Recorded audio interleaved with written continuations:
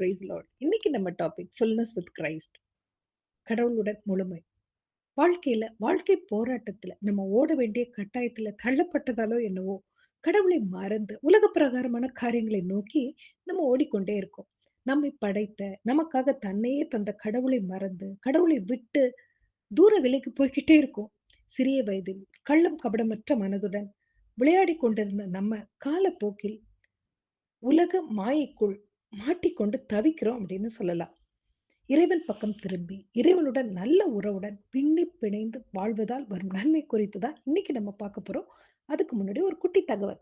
குமார் என்கிற 6 வயது சிறுவன் எப்பெல்லாம் அவனுக்கு நேரம் கிடைக்குதோ அப்பெல்லாம் ஒரு பெரிய மரத்தின் அடியில ஏறி விளையாடுறது அவன் வழக்கம். அந்த மரத்தின் கிளையின் மேல குதித்து தாவி விளையாடுறது அவன் பொழுதுபோக்கு அப்படின்னு சொல்லலாம். அந்த மரத்திற்கும் அந்த சிறுவன் மேல அலாதி அன்பு இருந்தது. அந்த மரத்துக்கும் அந்த சிறுவனை ரொம்ப ரொம்ப பிடிக்கும். என்றாவது அந்த சிறுவன் வரல அப்படின்னா அந்த மரம் ரொம்ப ஏங்கி போகுமா. இப்படி இருக்கும் சூழல் மாறி அந்த சிறுவன் சில நாட்கள் ஏன் சில மாதங்களும் கூட அந்த மரத்தின் பக்கம் போகாமையே இருந்தான். அதனால மரம் ரொம்ப ஏக்கத்துடன் காத்திருந்ததாம். இப்படி சில மாதங்கள் செல்ல ஒரு நாள் அந்த சிறுவன் அந்த மரத்தை தேடி வந்தானாம். மரத்துக்கு ரொம்ப சந்தோஷம். மரம் அந்த சிறுவனை பார்த்து கேட்டுச்சான், ஏன் என்ன பார்க்க வரல அப்படின்னு ஏக்கத்தோட.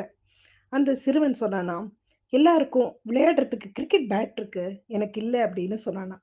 அதுக்கு ஏன் கவலைப்படுற, என்ன வெட்டி கிரிக்கெட் பேட்டை செஞ்சுக்கோ அப்படின்னு சொல்ல அவன் கிரிக்கெட் பேட் செய்து கொண்டானாம்.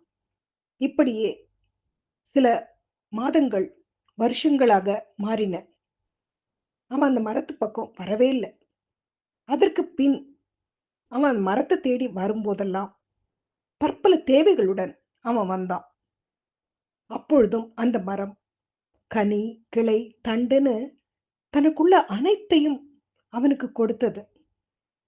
ஆனாலும் பற்பல மாதங்கள், வருஷங்கள் அவன் அந்த மரத்தை தேடி வராமலே இருந்தான். அதனால மரம் கண்ணீர் விட்டுக்கொண்டு காத்திருந்ததாம். கடைசியில அவனுக்கு வயதாகி அந்த மரத்தை தேடி வந்தானாம். மரம் அவனிடம் உனக்கு என்ன வேணும்னு கேட்க அவன் எனக்கு நிம்மதி வேணும்னு சொன்னானாம். அந்த மரம், கவலைப்படாத, இப்ப என்கிட்ட கொடுக்க ஒண்ணுமே இல்ல. என்கிட்ட இப்ப இருக்கிறது அடி வேர் மட்டும்தான் இருக்கு. அந்த அடி வேர்ல நீ தலை சாய்த்து படுத்துக்கொள், உனக்கு நிம்மதி கிடைக்கும்னு சொல்லிச்சான்.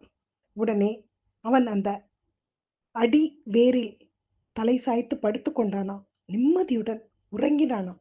இந்த சம்பவத்துல இருந்து நமக்கு என்ன புரியுதுன்னா, நாமும் உலகத்துல எத்தனையோ காரியங்களை நோக்கி ஓடிக்கொண்டிருக்கோம். கடைசியில இறைவனின் பாதத்தில் தான், அதாவது அந்த மரத்தில் உள்ள அடி வேரில் தான் அவனுக்கு நிம்மதி கிடைத்த மாதிரி நாமும் இறைவனின் பாதத்தில் தான் நிம்மதி பெற முடியும் அப்படின்றது புரியுது. மரமாகிய அந்த கடவுளும் நாம் அவருடன் எப்பொழுதும் நல்ல உறவில் இருப்பதை தான் விரும்புறார் அப்படின்றது புரியுது இல்லையா? அவரில் நிலைத்திருந்தால் வரும் ஆசீர்வாதத்தை குறித்து யோவான் 15:15 சொல்லப்பட்டிருக்கும்.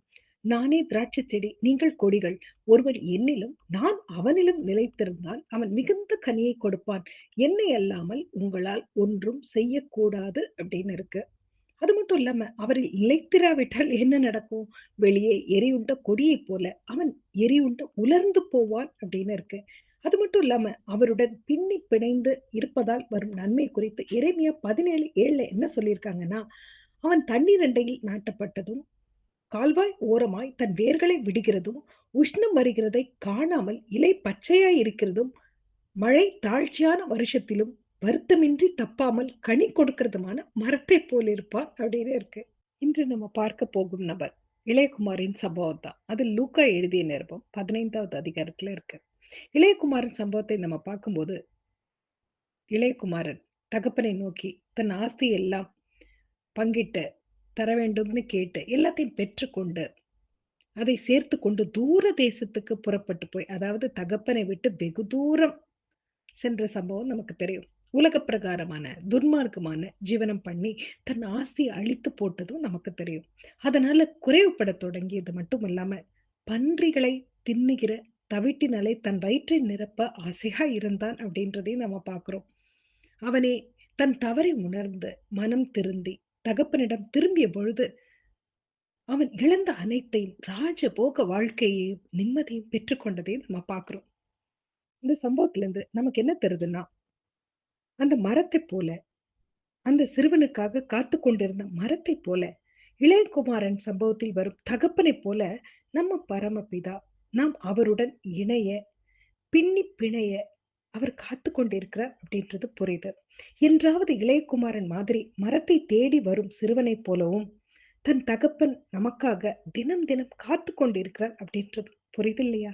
மரம் தன்னையே அவனுக்கு கொடுக்க தயாராக இருந்த மாதிரி, தன்னையே நமக்காக தந்த கடவுளிடம் அடி வேராகிய ஆண்டவரின் திருப்பாதம் நாம் சரணடைவோமா? இல்ல தேவைக்கு மட்டுமே அவரை நாடி வரும் அந்த குமாரனைப் போல இருப்போமா?